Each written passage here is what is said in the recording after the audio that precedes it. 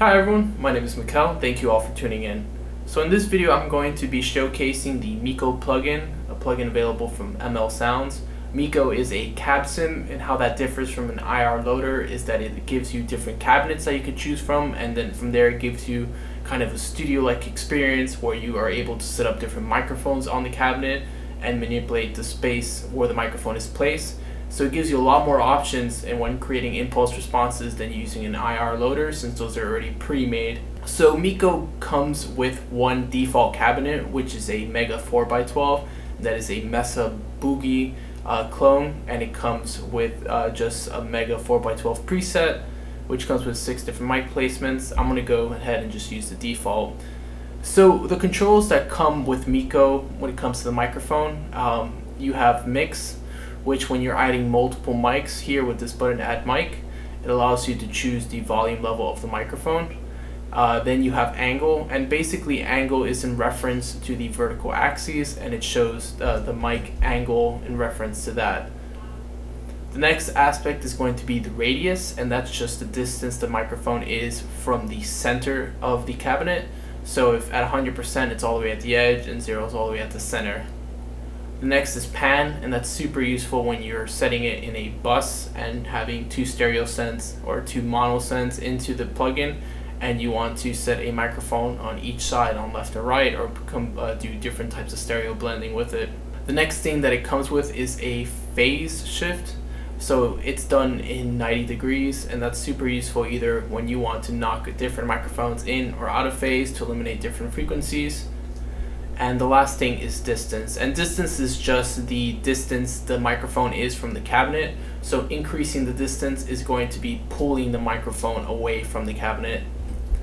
So the microphones that come with Mikko is 6 different ones. It comes with a 90 dynamic, SM57 clone, a 421 clone, 2 ribbon mics, and a condenser.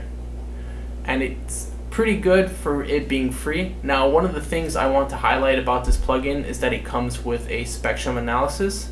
This shows you a live reading of what your frequency response is going to look like for your impulse response.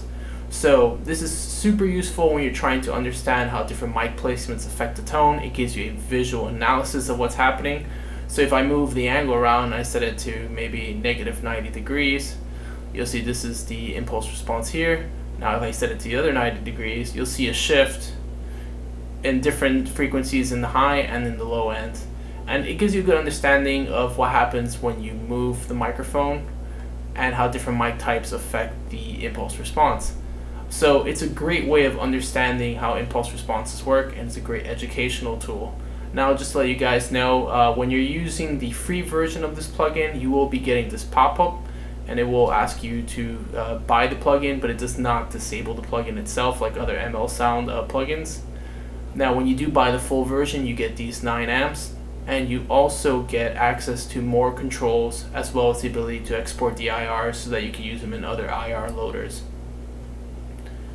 Now, I'm just going to add multiple different mics and showcase how you can use this as an educational product. So when you have multiple different mics, in order to disable mic, all you have to do is right click and it'll disable the mic. So one thing you could do when you're trying to figure out what impulse response is going to work best is that you can set up mics in different placements or different mic types, and then from there disable them. And I'm just going to go ahead and show how you could use different mic placements with disable enabling and how to create guitar tones.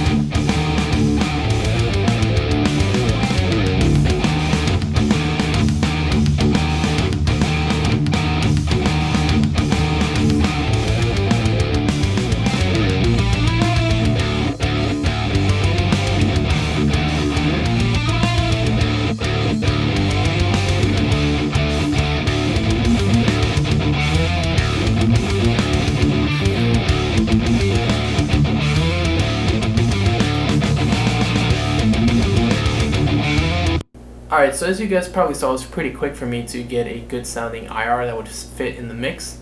I use a combination of 2 different microphones, and I use the Spectrum tool here to kind of do the final tweaks, especially when it came to the mixing end. Another great thing about this plugin is that you could add multiple different mics, so if you're scared of losing a placement or a mic type, you could simply just add a new mic, disable the mic you had, and then see if you would like a different placement with that, which is super useful when you're trying to sculpt tones or you're trying to understand how different mic placements and angles might affect the tone. Now, for this video, I'm not going to be doing too much of a demo. I believe that when it comes to tone shaping, it's up to user preference, and different people have different mixes, so I'm not going to be demoing too much as the plugin. It's pretty cut forward when it comes to a cab sim.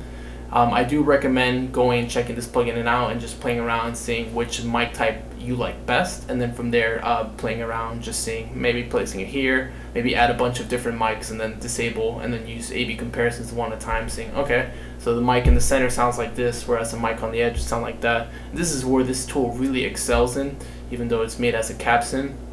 So that's going to end the video for today. If you guys enjoyed this video, feel free to hit the like button, and if you have any questions about gear, cab sims, or just any recommendations or suggestions, feel free to leave a comment in the section below. If you guys want to keep up to date with new content, feel free to like and subscribe. I do tend to do a lot of Logic Pro and PreSonus Studio One tutorials, so just keep an eye out for that if you want to learn how to use your DAW more. Again, I appreciate you all so much for watching. Hope you guys have a great day, and hope to see you all the next time.